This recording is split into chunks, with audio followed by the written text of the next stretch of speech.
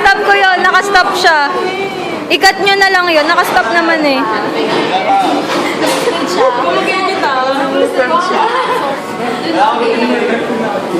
Ikaw na. Takin na. Ikaw na. Okay na. Wait lang.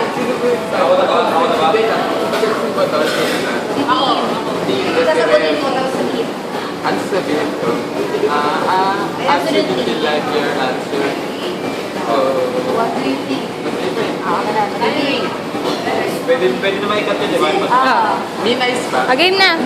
Game na, dumadaw yung tao. Okay. Lights, camera. Wait. Ako magsasabi. 1, 2, 3, go. Wait lang, wait. Go. Yes, sir.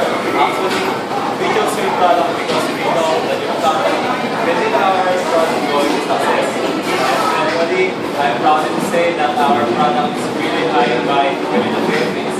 So there's no problem with the buying of people. And I think that our product is going to last.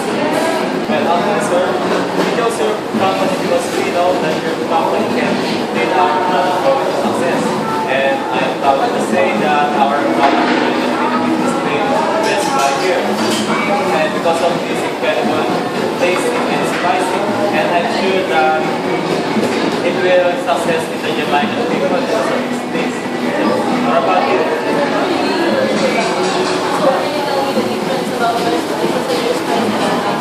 Like what I said earlier, Philippines was rich in spices, and we are very proud to present that some of those ingredients was not available in every company in Philippines alone. So it is your advantage.